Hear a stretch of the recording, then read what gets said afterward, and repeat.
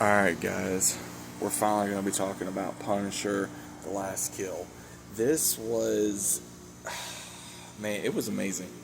It was amazing. Um, for anyone that watched it or hasn't watched it, I highly recommend you do. This, oh my gosh, man. It pretty much, from what I'm understanding, takes place right after season 2 before we see Frank in Daredevil Born Again, because he's going through massive PTSD. We saw him where he does take out the Nucci family. He took out the husband, the 3 sons. Only one was left was Ma Nucci, which again, she's been in the comics. She was in that game. Again, he took out all of them, and then he just stopped. And then he was going through massive PTSD. He was thinking about, ending it all again. Where he goes to his wife and son and daughter's grave, and he's talking to them, and he just is thinking about it. Then he sees his daughter, paralyzed in front of him, and it makes him stop from, doing that one thing. And then he goes, and Manucci starts saying about the story, and she puts a bounty on his head. And when he's trying to get cleaned up, something really interesting happens. We see him see Karen Page, where she's going off on him. Basically, it's his inner turmoil. And what's funny is she's wearing the same thing that his wife wore. So that kind of says something right there. And I'm going to get more into that in a moment. And he cannot figure out what is real and what's not, because he keeps seeing Curtis, because I believe, if I remember correctly, he passed away. He starts seeing his old teammates. He's regretting. He just doesn't have a purpose anymore. He's been in the military however many years. He lost his family, got revenge on them, and now he's trying to figure out, what do I do? And once Ma Nucci puts a bounty on his head, he has to go just action-packed, man. Just action-packed when he finally gets the gall of, like, okay, I gotta do this because there's innocent people. He saves a single mom and her son, and then he saves a single father and his daughter, and I think another worker from a deli. And this little girl does give him a little, crafty flower, and he puts it on his daughter's headstone. And what's crazy is that this was not made for whatever, man. I mean, John Bernthal really, just again, so much credit to this man for playing Punisher, because not only does he deliver, he helped write this, he did this for the fans, and he materialized everything the Punisher is. He is a broken man. He is a hardened man. He is a very ruthless man. But at the same time, he is also a good man. That he doesn't hurt innocent people. And that's probably the reason why we didn't see him get rid of Ma Nucci. And I think at some point he did, because within the first 5 minutes, we see this homeless veteran gets picked on by this, because again, it's chaos in the city, right? And these punks beat the crap out of him, and then they kill his dog. And Frank later gets the guy that did it, and that's how it ends. And it's like, wow.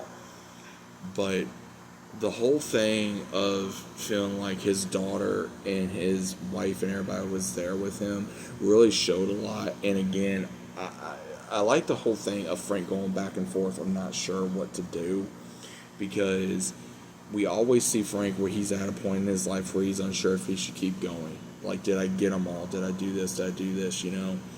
And now it's like, okay, and from everything that I'm seeing on spoilers is like, we are going to be seeing Frank again, possibly at some point. We are going to be seeing possibly them wanting to go into the whole relationship with Frank and Karen, because again, there is a possible relationship there.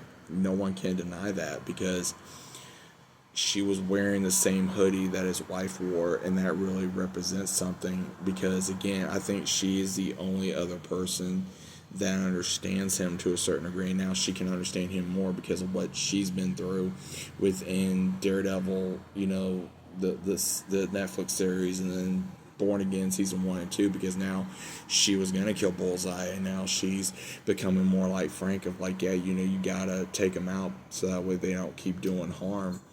And a lot of people like the relationship with Matt and Karen, but again, Frank and Karen make a lot of sense too. And Frank is always going to come for Karen. He's always going to protect Karen. And whether anyone wants to marry or not, the man is in love with her, but he doesn't want to admit it because he doesn't want to disrespect his wife's memory. He doesn't want to disrespect his wife. That's the reason why he hasn't pursued it. And because of also all his demons he's battling on a daily basis. But the one thing, again, that we will see in his mind is when he asks her, like, are you here? And she says, yeah, I'm here. I'm always here. And she hugs him, and he thinks she's there, and unfortunately she's not. And that's when she says, what time is it? And that's when, Manucci was saying, like, at 6:47, that's when the bounty's going to come out. And that's when things get heated. And all I could hear, honestly, was like, when, even though it wasn't playing, was when he was fighting off all these guys in the apartments. It was just like, let the bodies hit the floor, let the bodies hit the floor. That's what was going through my head, because again, it was just really intense. Now again, I wasn't a big fan of the music. I will admit that they put in there. I noticed that the volume for what they had, because I had to turn the volume up a lot so I could hear any kind of talking. I wonder if they try to get some of the riots, if it was inspired for this, because during this time that we see Frank, he he's going through so much, but there's so much stuff going on in the streets, man. You got people dying, you got people getting beat on, you got people getting attacked, you got police getting attacked, you see homeowners, you see business owners getting attacked, everything. And Frank's just walking by because, again, he doesn't care right now. And now at the very end, that's when we see Frank Castle return as Punisher yet again. And it makes me wonder, is this, right before we see him in Born Again, where, as he said, like, I was downrange, look where it got me, And I think that's when he came back, but then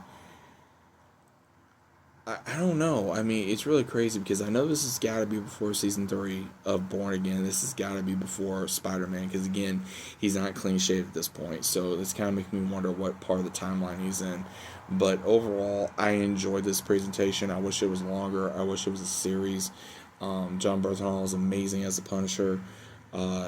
Just absolutely freaking incredible, and I wish it was longer. I mean, it was 50 minutes, and it was really, I felt like as soon as I started watching it just went, because that's how, engrossed I was in this, just like so focused on this project, so focused on this short presentation. From everything I heard, it was a very low budget film, and I think that what I did here is that Jon Bernthal really did this for the fans, and he didn't disappoint. I mean, there was a lot of brutal kills, there was a lot of brutal scenes, and it felt like Punisher. It really did. It felt like Punisher. The Punisher that we got to see in the series, and also a little bit what we saw in Daredevil, and what I want to see more of. I want to see Jon Bernthal more as a Punisher. I truly do. In his own series. I don't want just a presentation. I want more.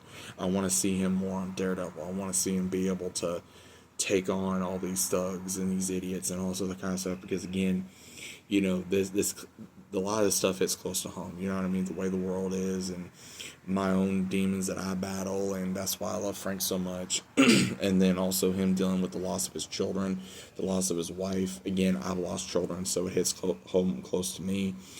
And it really just shows how wholesome of a character Frank can be, and also that even the toughest, proudest warriors have their hardest day, And it's really crazy of how he sees his former teammates and all this stuff. He sees his wife, he sees his children, but again, he sees Karen. And it seems like Karen's the only one that grounds him. And I always found that interesting. So let me know what you guys think about this. I hope you guys watched it. I hope you guys enjoyed. And I'll see you as always on the next one.